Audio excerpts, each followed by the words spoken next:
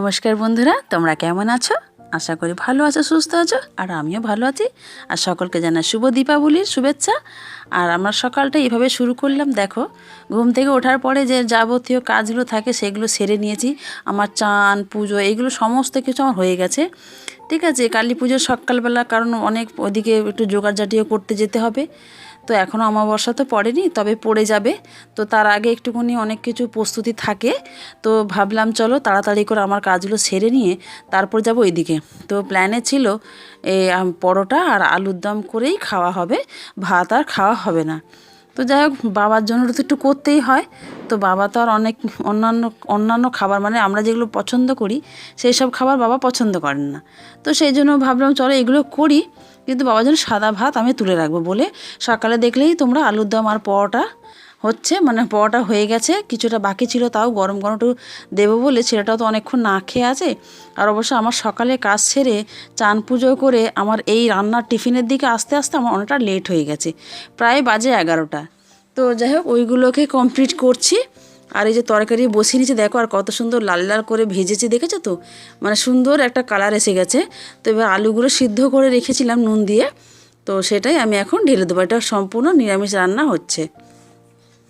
আর বুঝতেই পারছো, পুজোর জায়গার যেহেতু আমি কাজগুলো করতে যাব, এবার ওগুলো খেলেও একটা কেমন দেখায়, তাই না? যতই হোক রবিবারটা, সকলের মন দিয়ে যেমন চলতে হয় তেমন ঠাকুর দেবতাকেও একটুকুনি মান্যগণ্য করেই চলতে হয়। ওনারা তো একটা, মানে আমাদের একটা মানে ভালোর একটা জায়গা, পথ, তাই না?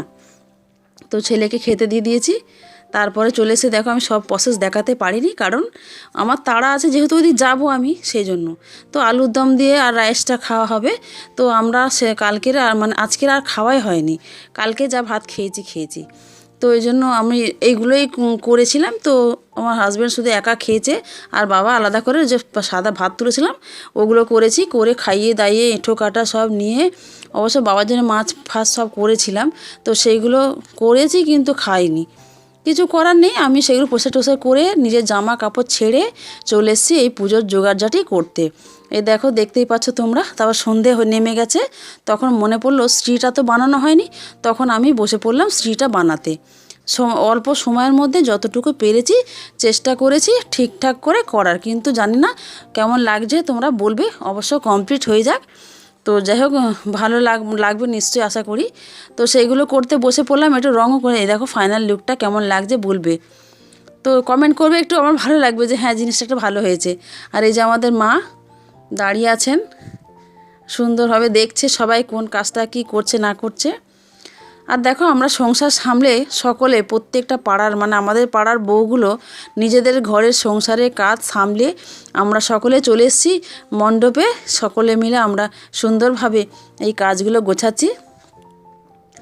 আর এখানে হলো 108টা যে প্রদীপ হয়, সেই প্রদীপের পোলতেগুলোও বসে বসে বানিয়েছি, কিন্তু একটু খুলে যাচ্ছে। আসলে হাতে কিছু ছিল না, এমনি পাক দিয়েছি।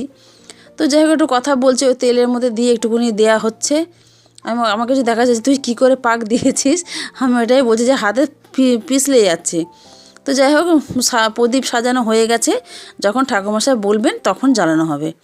আর ঠাকুরমশাই তো এখনও আসেননি, সেই জন্য আমরা সমস্ত কাজ গুছিয়ে রেখে দিয়ে আমরা সব এখানে বসে আছি, অপেক্ষায় রইলাম যখন ঠাকুরমশাই আসবেন তখন পুজো হবে।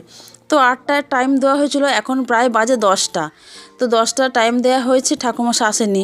আর আমার হাজব্যান্ডকে দেখো কেমন লাগছিল কালকের ব্লগে, আর আজকের ব্লগে দেখো কত সুন্দর লাগছে। তো ঠাকুরমশাই চলে এসছেন।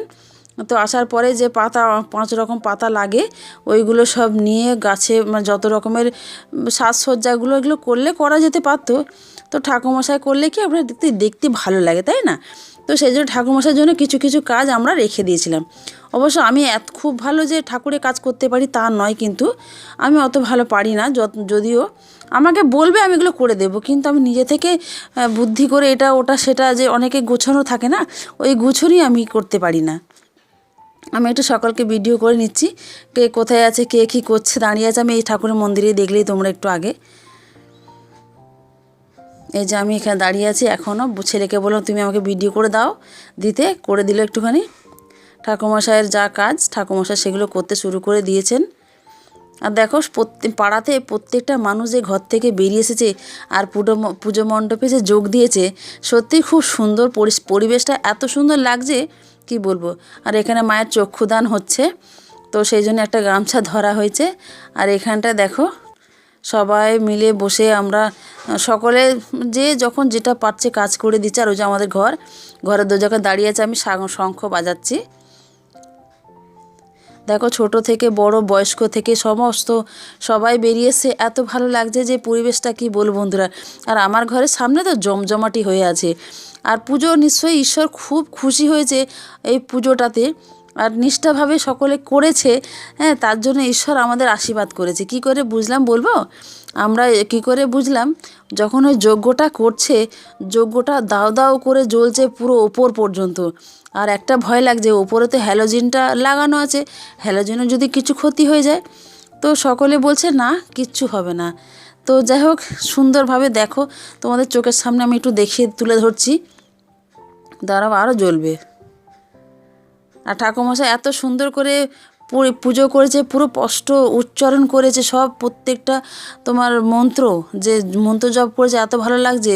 তারপরে রীতিমতো উনি তো উঠে নাচ করছে, সেটাও তোমাদের দেখিয়ে দেবো। আমাদের এত ভালো লেগেছে। দেখো, হয়তো আমার ক্যামেরাটা একটু খারাপ, মানে ভালো স্পষ্ট ছবি নয়, তবুও এত সুন্দর দেখতে লাগছে না, মনে হচ্ছে আমি সুন্দর করে, এই দেখো, দেখেছো কত উঁচু হয়ে জ্বলছে, মানে ঈশ্বর ঠাকুর প্রসন্ন হয়েছে, জানো তো।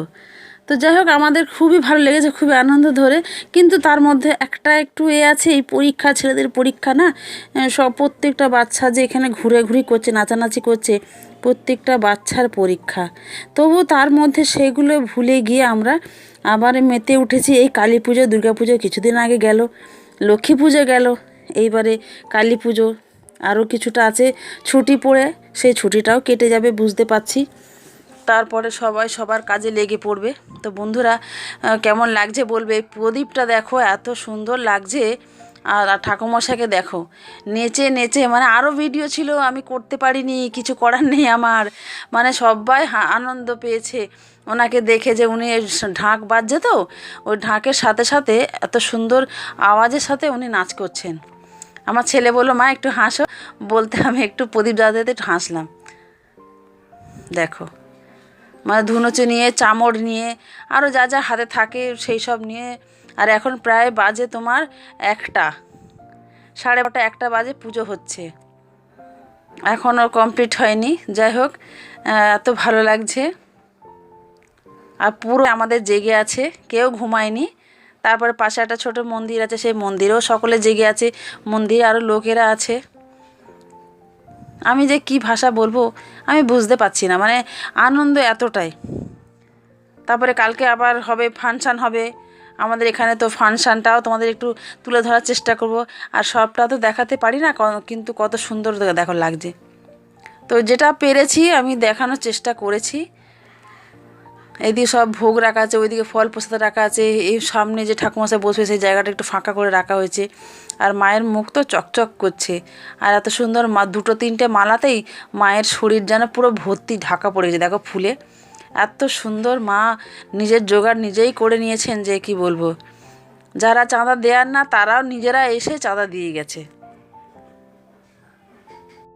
এই মেন লিডার এখন আরতি করছে, কারণ ঠাকুরমশাইয়ের হাতে ছ্যাঁকা লেগে গেছে।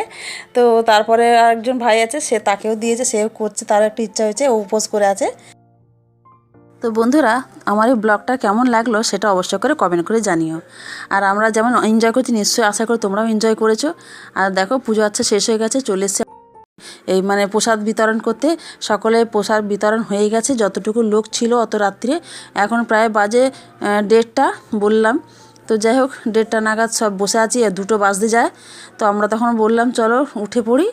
তো চলো, আজকের মতো ভিডিওটা এখানে শেষ করলাম। চ্যানেলে যারা নতুন প্রথম এসেছো, আমাকে দেখছো, তো তাদেরকে জানাই অনেক স্বাগত। আর আমার চ্যানেলটাকে তুমি সাবস্ক্রাইব করে নাও। আবারও দেখা হচ্ছে তোমাদের সাথে, ততক্ষণের জন্য টাটা, জয় যিশু।